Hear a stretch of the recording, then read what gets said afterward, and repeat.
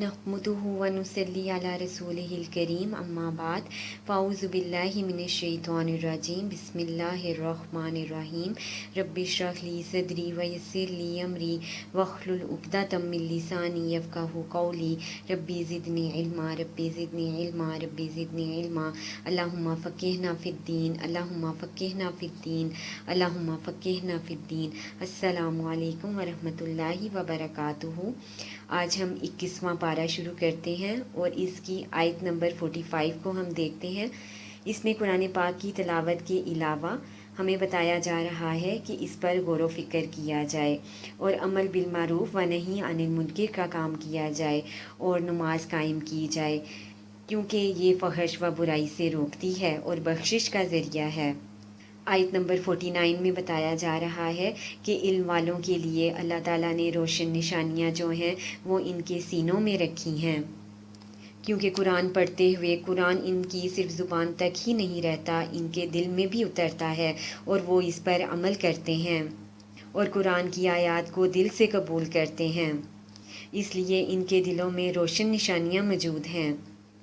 आयत नंबर 56 में बताया जा रहा है कि अल्लाह की इबादत ऐसी जगह पर करनी चाहिए कि जहाँ पर माहौल साजगार हो, क्योंकि इससे खुशू हुजू पैदा होता है और ईमान मजबूत होता है, समझने का और गौर व फिक्र करने का मौका मिलता है। आयत नंबर 62 में रिज़्क़ के बारे में अल्लाह ताला की तकसीम बताई जा रही है। अल्लाह ताला जानता है कि ज़्यादा किसके लिए बेहतर है, किसके लिए नहीं, इसलिए वो किसी को ज़्यादा देता है और किसी को कम देता है। दुनिया में मिलने वाले रिज़्क़ के मुतल्लिक हमारा ये रवैया होना चाहिए कि शुक्रगुजारी का रवैया हो और इसके दिए हुए रिज़्क़ पर राज़ी रहना चाहिए। आयत नंबर 69 में बताया जा रहा है कि मुहसिनीन की खूबी क्या है, वो अल्लाह की राह में सख्त मेहनत व कोशिश करते हैं, मुश्किलात बर्दाश्त करते हैं, नेकी के काम और अल्लाह के ज़िक्र व इबादत में मशगूल रहते हैं और इस तरह का जहाद करके वो अपने रब को राज़ी कर लेते हैं। नंबर 6 में बताया जा रहा है कि अक्सर लोग नहीं जानते कि अल्लाह वादे के ख़िलाफ़ नहीं करता, इन वादों पर लोग यकीन नहीं करते, वादों के फ़वाइद हासिल करने की कोशिश नहीं करते। आयत नंबर 14 में बताया जा रहा है, आज इंसान नस्ल, कौम और कबीलों में बटे हुए हैं, पर क़यामत के रोज़ ये तकसीम ख़त्म हो जाएगी और नई तकसीम होगी, दो गिरोह होंगे, नेक लोगों के और बुरे लोगों के।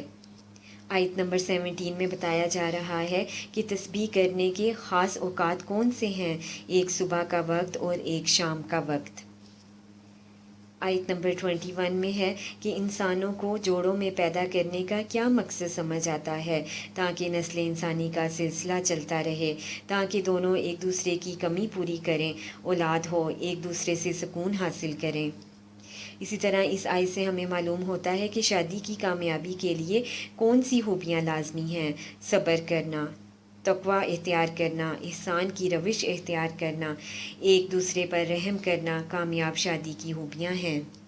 आयत नंबर 39 में बताया जा रहा है कि अल्लाह की रज़ा के लिए ज़कात निकालने से फ़लाह मिलती है, अल्लाह की खुशनुदी हासिल होती है, ज़कात अदा करने से माल बढ़ता है और आखिरत में इसका अजर कई गुना बढ़कर मिलेगा। आयत नंबर 54 में अल्लाह ताला ने इंसान की पैदाइश को मुख्तलिफ़ मराहिल में तकसीम किया और वो ये है कि सबसे पहले बचपन, फिर ताकत उसको दी यानी जवानी, और फिर कमज़ोर कर दिया यानी बुढ़ापा, और आखिर में फिर मौत का मरहला शुरू हो जाएगा। और कभी एक लम्हे के लिए सोचें, क्या इंसान अपने अंदर आने वाली इन तमाम तब्दीलियों को रोक सकता है? नहीं, चाहते हुए भी नहीं हम रोक सकते। ना हम अपने बचपन को रोक सके, ना जवानी को, और ना ही अब हम बुढ़ापे को रोक सकते हैं, और इसी तरह ना हम मौत को रोक पाएंगे। और अब करने का काम क्या है, सिर्फ़ और सिर्फ आखिरत की तैयारी। कोई लम्हा ज़ाया ना करें, कोई लम्हा अल्लाह की इबादत के बग़ैर ना गुज़ारें, कोई लम्हा भी ज़िक्र अज़कार के बग़ैर हम ना गुज़ारें। आमीन सुम्मा आमीन। और अल्लाह के हम करीब हो जाएं, उसी के साथ हम जुड़ जाएं, इसी में हमारी फ़लाह है। आयत नंबर 60 में اس آیت میں آپ صلی اللہ علیہ وآلہ وسلم اور مومنوں کو ایک چیز پر ابھارا جا رہا ہے، اور وہ کیا ہے کہ لوگوں کے اعتراضات پر پریشان نہ ہوں، بس اللہ کا پیغام آگے پہنچاتے جائیں اور صبر سے کام لیں۔ سورۃ اللقمان میں آیت نمبر 6 ہے کہ کون سی دو چیزیں انسان کو اللہ سے غافل کرتی ہیں؟ اپنا مال خرچ کر کے فریب والی چیزیں خریدنا، جیسے میوزک، گانے، ڈرامے، یہ تمام چیزیں انسان کو اللہ سے غافل کر دیتی ہیں، اور بغیر علم کے بھٹکانے والوں کا انجام کیا ہوگا؟ ان کو سخت ذلیل کرنے والا عذاب ہے۔ آیت نمبر 12 میں بتایا جا رہا ہے کہ اللہ تعالیٰ اپنے شکر گزار بندوں کو مختلف چیزوں سے نوازتے ہیں۔ شکر گزاری سے حکمت آتی ہے، شکر مند انسان سمجھدار ہوتا ہے، شکر گزار کا شکر اس کے اپنے ہی لیے فائدہ مند ہے، اللہ تعالیٰ مزید اس کو نعمتوں سے نوازتے ہیں۔ آیت نمبر 14 میں ہے، اللہ تعالیٰ نے اپنے بعد اپنے والدین کا شکر کرنے کا کہا۔ آیت نمبر 16 میں اللہ تعالیٰ نے اپنی دو صفات بیان کی ہیں، اور وہ یہ ہے کہ باریک بین، ہر بات سے باخبر ہے۔ اسی طرح اس آیت سے ہمیں معلوم ہوتا ہے کہ لقمان حکیم اپنے بیٹے کی تربیت کس بات کو سامنے رکھ کر رہے ہیں؟ لقمان حکیم اپنے بیٹے کی تربیت آخرت کی کامیابی کو سامنے رکھ کر رہے ہیں۔ اب ہمیں یہ دیکھنا ہے کہ ہم اپنی اولاد کی تربیت کس انداز سے کرتے ہیں۔ کیا ہم اپنی اولاد کی آخرت کی فکر کرتے ہیں؟ آیت نمبر 17 سے آیت نمبر 19 تک ان آیات میں لقمان حکیم نے اپنے بیٹے کو 7 نصیحتیں کی ہیں، اور وہ نصیحتیں کیا ہیں؟ لوگوں سے منہ پھیر کر بات نہ کرو، یعنی تکبر نہ کرو، نماز قائم کرو، نیک کام کرو اور برے کاموں سے رکو، اور ثابت قدم رکھو تکلیف پر، زمین پر اکڑ کر مت چلو، خود پسندی اختیار نہ کرو، فخر سے بچو، اعتدال اختیار کرو اور اپنی آواز کو پست رکھو۔ سورۃ السجدہ۔ نبی کریم صلی اللہ علیہ وآلہ وسلم رات کو 2 سورتوں کی تلاوت کر کے سوتے، سورۃ الملک، سورۃ السجدہ۔ آیت نمبر 3 سے ہمیں معلوم ہوتا ہے کہ اللہ تعالیٰ نے قرآن کو کیوں نازل کیا، تاکہ لوگ ہدایت پا جائیں، اپنی دنیا کو بھی سنواریں اور اپنی آخرت کو بھی سنواریں، اور دنیا میں رہتے ہوئے سکون حاصل کریں۔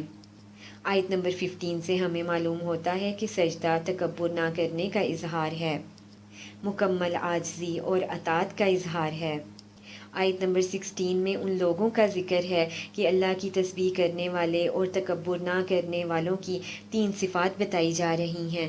ان کے پہلو ان کے بستروں سے علیحدہ ہوتے ہیں، پکارتے ہیں اپنے رب کو خوف اور امید سے، اللہ کے دیے ہوئے رزق میں سے خرچ کرتے ہیں۔ سورۃ الاحزاب۔ آیت نمبر 1 میں نبی کریم صلی اللہ علیہ وآلہ وسلم کو تقوی اختیار کرنے کو کہا جا رہا ہے، تو اس میں ہمارے لیے کیا سبق ہے کہ ہر جگہ ہر لمحہ تقوی اختیار کرنا ہے، کیونکہ یہی ہماری ذات راہ ہے۔ آیت نمبر 3 سے ہمیں معلوم ہوتا ہے کہ جب لوگ باتیں بنائیں تو ہمارا کیسا رویہ ہونا چاہیے، لوگوں کی باتوں کی پرواہ نہ کریں، اپنے موقف پر ڈٹے رہیں، اللہ پر بھروسہ کریں، اللہ ہی کافی ہے اور کارساز ہے، اور دین کے کام میں جدوجہد جاری رکھیں۔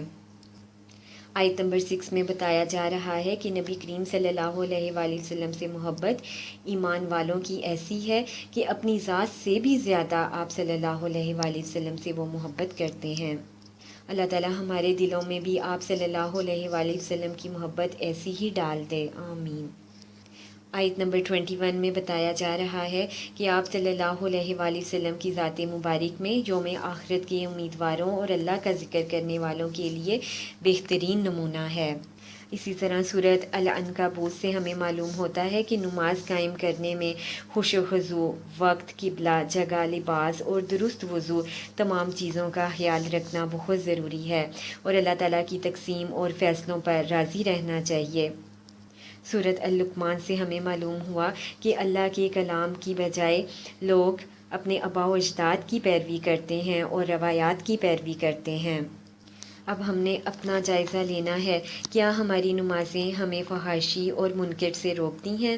اس میں ٹی وی، ڈرامے، فلمیں، کمپیوٹر، تمام ایسے ذرائع جن میں ہم دلچسپی لیتے ہیں، یہ تمام باتیں غور طلب ہیں۔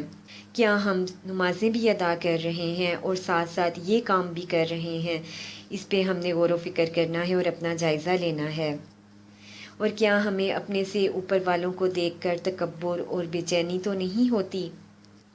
اور ہمیں اس بات پر غور و فکر کرنا ہے کہ جب انسان اپنی چیز میں کسی کو شامل نہیں کرتا تو اللہ کی بادشاہت میں کس طرح شریک کرتے ہیں۔